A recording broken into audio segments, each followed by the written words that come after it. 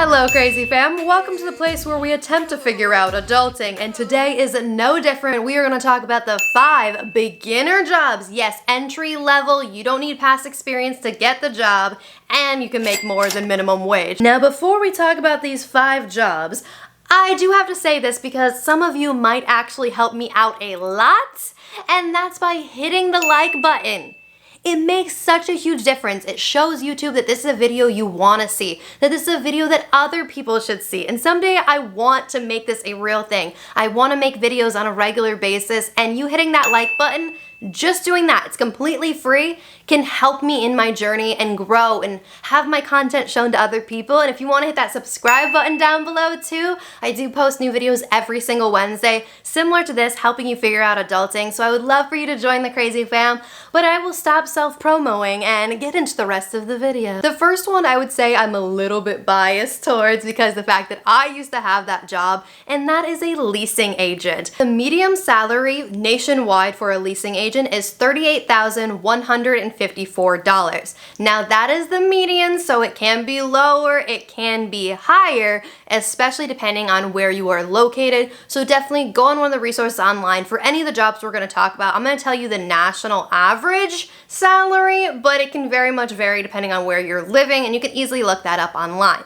Now the one thing I do have to say about the salary for a leasing agent is if that amount sounds low to you, that is the hourly pay. For me as a leasing agent, I have done 2 different jobs as a leasing agent and been an assistant manager at a property, and all of them had commission on top of the hourly salary. So yes, it's only $38,000, which still might be really good compared to you working an hourly pay depending on where you are, but you're gonna make on top of that in commissions. So I was making at least the mid-40s when you counted commission on top of it. Yes, it's not a guarantee, but it's also additional income overly an hourly job, which probably pays you basically nothing in commission. I know.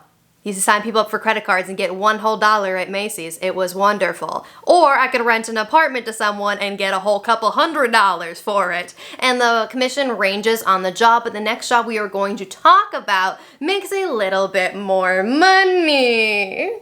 And that is a social media marketing manager, social media marketing. There's different titles and positions within that one, and I have to say this one because I love social media. It is a growing industry. There's becoming more and more jobs, and yes, the income, well, I should say salary, not income. The salary can vary drastically, but online it said for a social media social media marketing, they make a national average salary of $104,692. So that is a huge pay increase, but it is also the middle ground. It means a lot of people entering into that job are going to make a lot less and closer to that leasing agent position, but still in most cases going to be making over minimum wage. And it is potentially a job that you can do remotely and increase your pay up to that $100,000 range or higher. So there's a lot of potential growth in that, and the position we're going to talk about that pays the most amount of money, I'm going to talk about that one last, because the next one I want to talk about is an executive assistant, which is a little bit more of a familiar job that you don't have to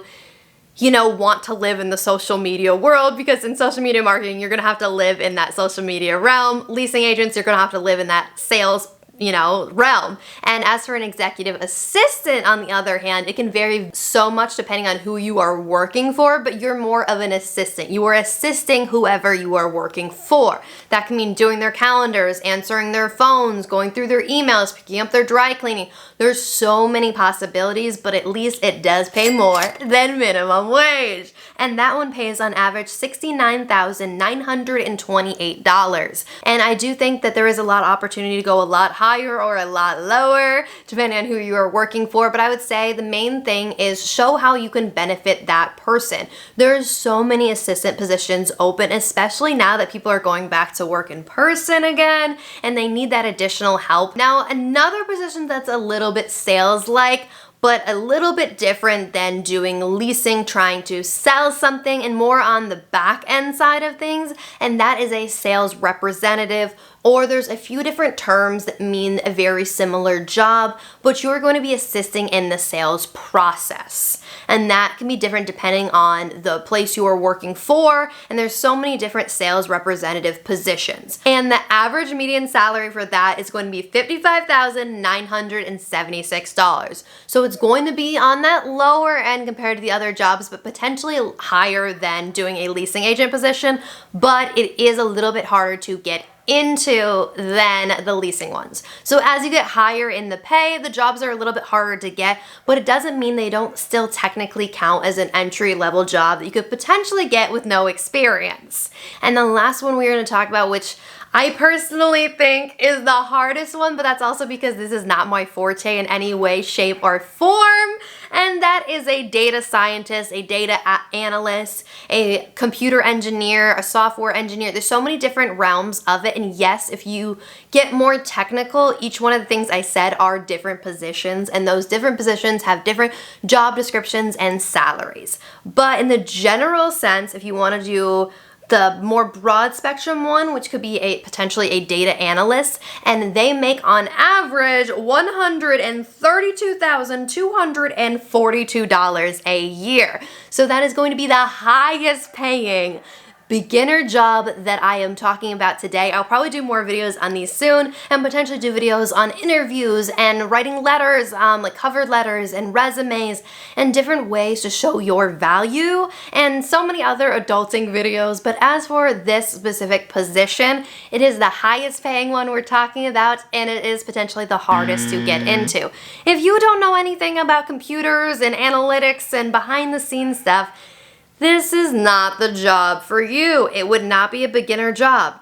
It would not be entry level, but I did read many articles and look at many reports that consider this job an entry level position. Overall, as a data scientist or data analytics person, you're going to have to know about that realm. You're not going to be able to apply things from other jobs as much or past experience. You're going to have to really have experience in that realm. Jobs in that realm. It's still technically an entry-level position, so if you do all this in your free time, or you take the Google classes, or you do projects for free, or you just love to do this in your free time, this could potentially be a great job for you that pays really, really gosh darn well. Now, if you're interested in this position and you don't have any knowledge in that realm, it doesn't mean you can't get knowledge in that realm. It just potentially makes this job not really per se entry level. It's only entry level for those people that live in that world. So for the average person watching this video, the other 4 jobs are probably the ones that I would go towards, and there's so many more that you can find online. If you're interested in me doing a follow-up video, I definitely will. I love talking about potentials in the realm of, jobs, because so many people just don't know these jobs exist.